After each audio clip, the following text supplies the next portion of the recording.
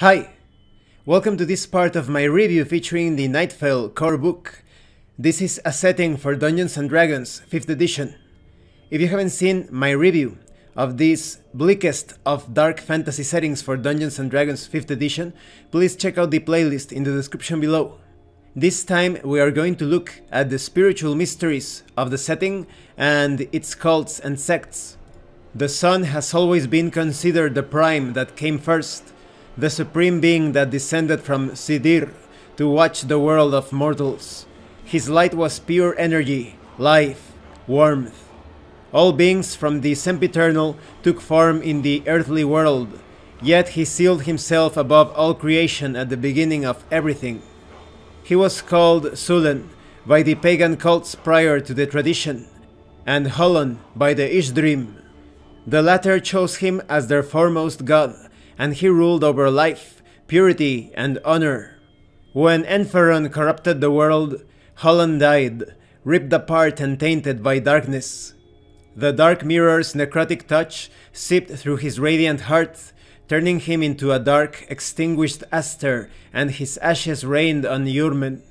Soon, the other primes were consumed by death's icy touch when existence and nothingness merged. The gods had fallen, and the Lunar Age had risen. The few superior beings left in Yurmen are the last sources of life and keepers of the balance, while the living try to adapt to the endless night. The cults and creeds of Yurmen stand as its major institutions, whether established by the population on its own authority or by authoritarianism. Usually, religious orders hinge on a representative standing as a god or being worshipped as one. Let's talk about some of these traditions and cults. First, we have the Old Tradition. This is one of the most influential creeds in all of Yurmen. It was legitimized through the scripts of Lagoran and was founded in the Second Age. It is rooted in the Four Truths, and through the years it assimilated different beliefs, superstitions, and cults now vanquished. The knowledge they pass down is vital, and over time it was enriched by cultures and superstitions regarding the new world and its creatures. Then we have information on the Unholy Sacrament. After the last sun, in the first weeks that greeted the dreadful Lunar Age, a coven rose to embrace the evil wrecking Yurmen. Some were looking at the cataclysm as a means to the rebirth of all mortals, as the fourth truth coming true was an omen of annihilation for the material plane and one of genesis for a new realm of existence. This theory implied that the vile entities from the Dark Mirror intended to feed on life until its total extinction, and in doing so, they would open the doors to Sidir. These zealots claimed to be ministers of darkness, as it was the only real path to become a part of the endless cosmos, and aimed to ease death's work on the world. This new doctrine was named Unholy Sacrament, as its initiates deliberately offered themselves to the corruption of Enferon. Marekur of the Anireth was the first one to indulge in the Unholy Sacrament.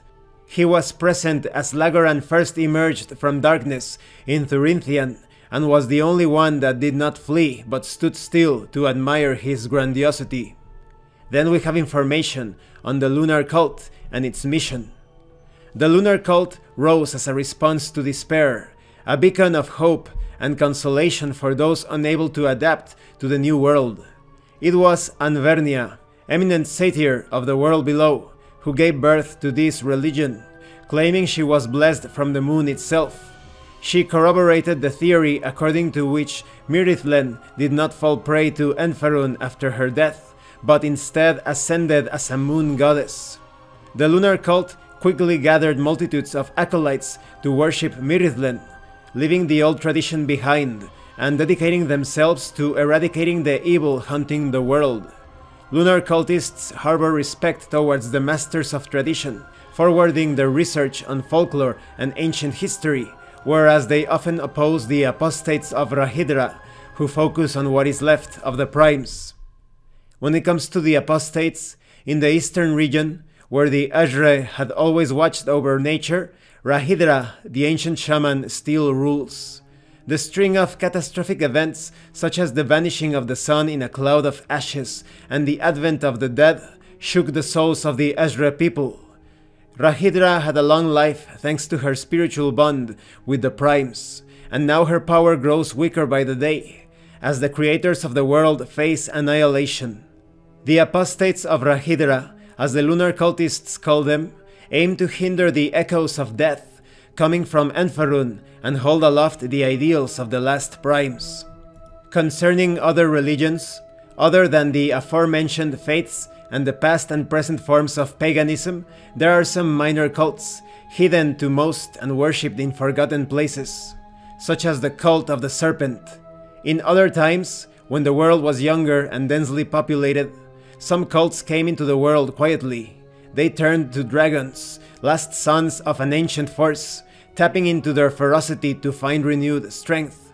These savage creatures evolved from prehistoric animals who were accidentally imbibed in sources of primordial power and stood thereafter as a symbol of evil in Yurmen.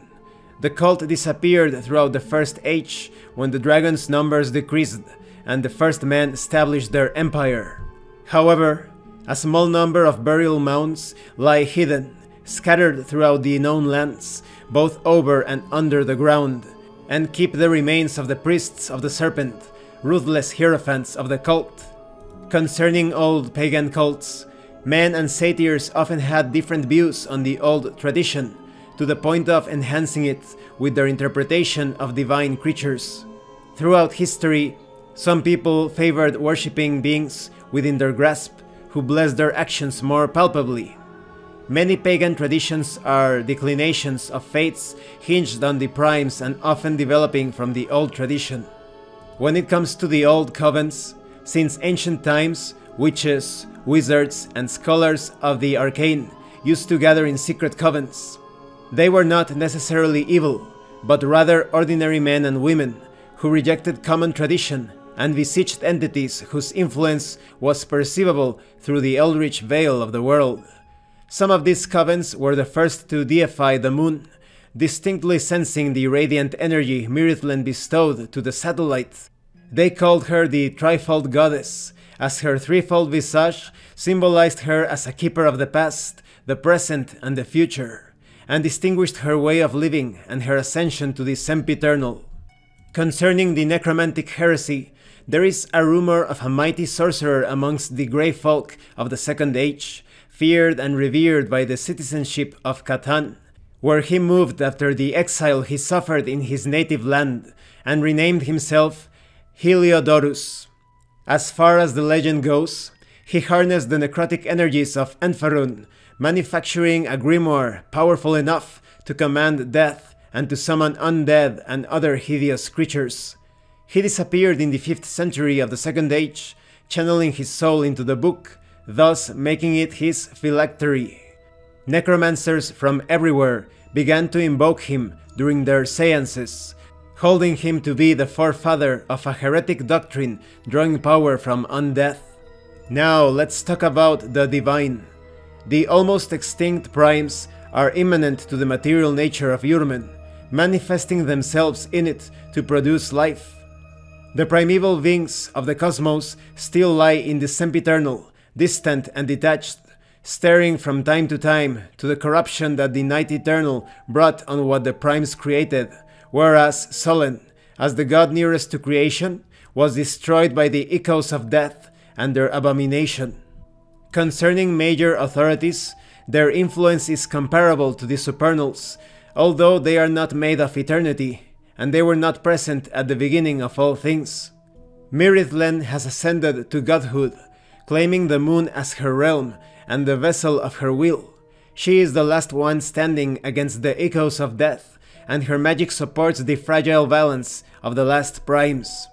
Concerning minor authorities, amongst them are spirits of great power, born in or coming from the realms ruled by major authorities like the echoes of death.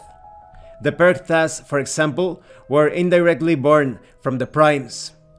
Nani Orku, described as a colossal humanoid, is said to dwell in an area far away from the known lands, and is probably an ancestor to giants, of which almost nothing remains. When it comes to the Quasi Divines, their order encompasses beings of such influence and power that they attract followers. Even though they do not originate in the cosmos and they never ascended to godhood, these authorities exert a strong influence on mortals and are often involved in worldly matters across Yurmen. Concerning myths, some personages from history have acquired so much fame during their life that legends have arisen in their wake and have been passed on generation after generation. A notable exception amongst these myths is surely Lagoran, whose power is even greater than the major authorities, for his body is a host for several echoes of death at the same time. And these are just some of the many details associated with the cults, the sects, the religion, and the beliefs of Yurmen. You even have a chart detailing the authority, the domain, and the associated creed of each of these factions. Thank you for watching this part of the review. If you have any comments or questions, please let me know. And thank you so much to those of you that have been supporting the channel by sending drive-thru RPG gift certificates. If anyone else wants to further support the channel, the information on how to do that will be in the description below. Once again, thank you, and see you later.